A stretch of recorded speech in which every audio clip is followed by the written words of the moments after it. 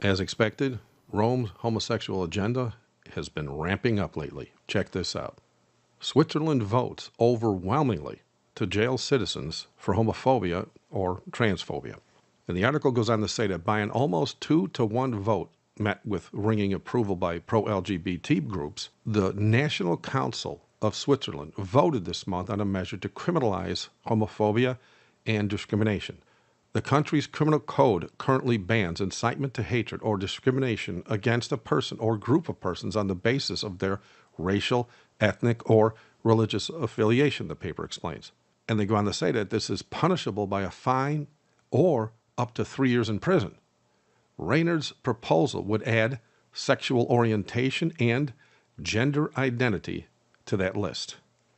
Now, keep in mind that the word homophobia is based on a lie, just as the word abortion is based on a lie. And what I mean is, they changed the truth about what's going on to water it down a little bit so as to make it less shocking.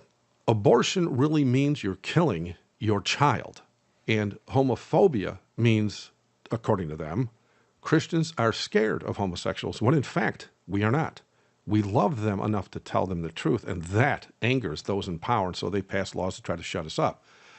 The only reason this is happening is because the Vatican is a political giant that has nearly 150 nations in bed with it, and it is right now flexing its power over them thanks to 123 of those nations having officially signed onto the Rome Statute of the International Court System. But how does one make the connection between homosexual laws with the Pope in Rome? Well, 98% of the prelates that work in government positions inside Vatican City are in fact homosexual. And so it doesn't take a brain surgeon to see that when a nation that is literally run by homosexuals in every office of its government, which, as prophecy predicted, has become so powerful that even the United States presidents must meet with the Pope after every election, one has to realize that homosexuality will be normalized by that political giant. That means now that the fix is in via an international criminal court where they got the power, any nation that is under that global court system is expected to pass laws, just as Canada did in 2003 about any Christian that approaches a homosexual can get 5 years in jail or $5,000 fine, or America has gone after Christians under its first homosexual president, Barack Hussein Obama, and now Switzerland just passed laws that states any Christian that uses the Bible to share a loving warning about the dangers of homosexuality, which, by the way, is declared an abomination in the Bible in many areas, including the New Testament, that Christian will be jailed for up to 3 years. You know, back in February of 2004, the Lord moved me to write a newsletter regarding the Vatican's homosexual agenda, where the end result would be a global normalization of homosexuality, as well as the removal of free speech, wherein anyone speaking against them would be punished. Once this goes global, and it will, any speech they deem offensive will be illegal, and one can rest assured anyone using a Bible to prove the Pope and his prelates are evil will be jailed and killed. And as a sovereign nation, they can do as they please with those they deem a threat. And this is besides the fact that the evidence was made public that during the AIDS crisis, Catholic priests were dying of AIDS 11 times greater than anyone else. Scientists literally had to do the math on this for the same reason they did it to find typhoid Mary back in her day.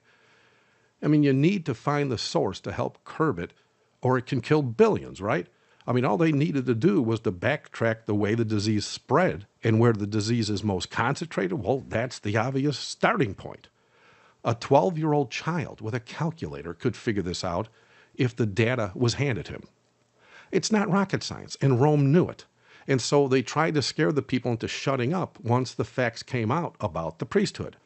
What most people fail to see is that prophecy is clear about Rome's next step, and so the Pope will have to do all he can to make himself look good. In fact, Rome insisted back in September of 2009 that the Pope was a global figure with a huge moral authority, and many poor souls believed it. The Pope knows he cannot be the one that steps up to demand people that use Bibles to warn homosexuals of danger should be persecuted in jail, because in so doing, it would openly declare their hypocrisy, because they claim homosexuality is a sin in one breath, yet embrace it to the point of owning and operating homosexual bathhouses in Rome. So again, the pawn is needed here. And for those of you that don't think they are able to commit the sin and then act like they're innocent, are you aware that the Roman Catholic hospitals abort babies on a daily basis? I mean, just as they hide the truth about their pagan and homosexual ways to allow them to come off as moral, they know if the truth went mainstream about their daily abortions, it would endanger their political foot in the door, which, as we know, is literally based mostly on abortion. That's how they got in there. And so, as prophesied, the man of sin in Rome not only uses dark sentences, as the prophet Daniel predicted in Daniel 8:23, which we today call craftiness, and he does this to hide his agenda, he also uses the many political pawns he has in all the highest offices of at least 123 nations to go forth to normalize sin in all its hellish glory for the dying God he has recently been exposed worshiping right out in the open. Thank you for watching. God bless.